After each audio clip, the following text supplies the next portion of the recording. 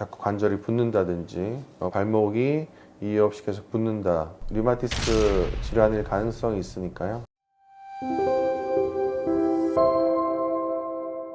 오늘은 류마티스 관절염에 대해서 질문이 들어와서 그런 질문에 대해서 답해 드리도록 하겠습니다.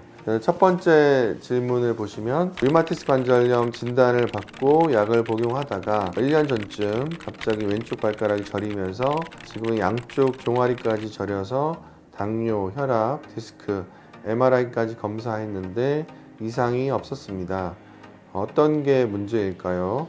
그리고 어떤 검사와 치료를 받아야 할까요? 걱정됩니다. 이렇게 질문을 주셨는데요. 첫 번째로는 척추 문제는 없는지 이제 알아봐야 되는데, 척추 문제는 아닐 것 같고요. 두 번째는 이제 류마티스 관절염 자체 문제, 류마티스 관절염으로 인한 관절염이 발가락 쪽에 생기면서 그쪽이 이제 뭐 저리거나 찌릿하거나 그런 증상이 생길 수가 있고, 또 관절에 문제가 생기게 되면 그 주변에 인대, 힘줄, 근육 같은 조직에도 문제가 생길 수 있기 때문에 근육이 당긴다든지 하는 증상도 생길 수는 있죠. 세 번째로는 발가락 관절 쪽이나 종아리 쪽을 지나는 신경 자체에 문제가 생길 수가 있거든요. 그런 신경이 주변의 근육에 눌린다든지, 그거를 이제 신경 포착 증후군이라고 하는데, 신경은 이제 보통은 이제 근육 속을 지나기 때문에 근육에 의해서 눌리거나 압박돼서 통증이나 뭐 저림 증상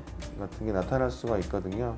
그런 세 가지 가능성에 대해서 생각을 해볼 수가 있겠고, 신경 증상이 나타났기 때문에 검사를 해본다고 하면 신경 전도 검사나 근전도 검사를 해볼 수는 있겠는데, 우선은 덜 침습적인 검사로는 초음파 검사를 통해서 해당 부위에 어떤 문제가 있는지, 신경이 눌리지는 않았는지, 관절에 염증은 없는지, 근육에 문제는 없는지를 확인을 해보는 간단한 방법이 있으니까요.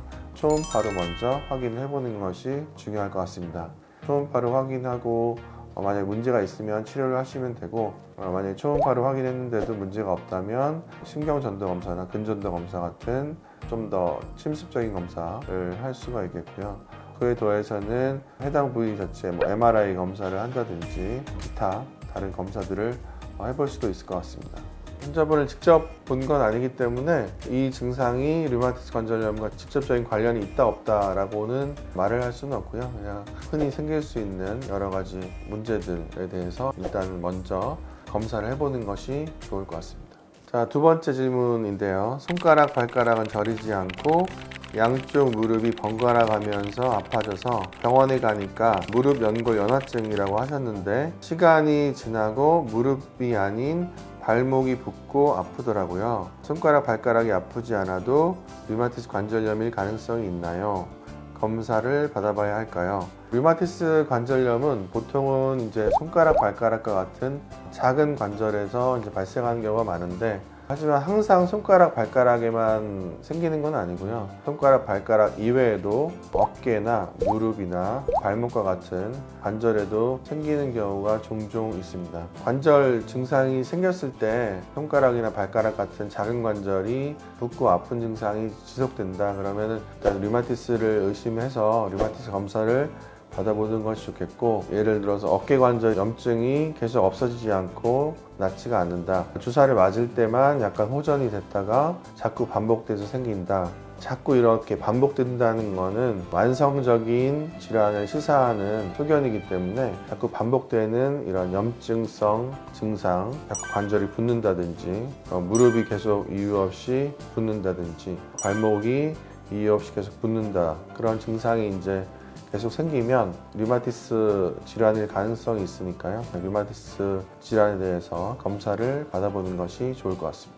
실제로 이제 무릎 아프신 원인이 연세 드신 분들은 퇴행성 관절염으로 인한 경우가 많고, 젊으신 분들은 스포츠 손상이나 여러 가지 이유 때문에 그런 경우가 많은데, 보통 이제 무릎 연골 연화증이라고 해서 젊은 분들 이제 무릎 아플 때 정확한 원인을 찾기는 힘들 때 무릎 연골 연화증이라는 진단명을 갖고 오시는 분들이 많은데요. 무릎이 붓거나 발목이 붓거나 무릎이나 발목의 관절이 안 좋은 경우에는 통풍 같은 관절 관절염도 무릎이나 발목에도 생길 수가 있거든요. 류마티스 관절염도 있고 강직성 척추염 같은 경우에도 하지 쪽으로 염증이 잘 생기기 때문에 이런 질환 없는지 검사를 해보는 것이 중요할 것 같습니다. 무릎에 물이 찼다고 해서 물 빼고 뭐 염증 주사 맞고 그렇게 해서 끝나는 경우도 많은데 그런 것들이 반복이 된다. 계속 염증이 가라앉지 않고 약을 먹어도 잘 안 듣고 주사 치료를 해도 일시적이고 그럴 때는 이제 류마티스 질환을 의심을 해서 꼭 류마티스 질환에 대해서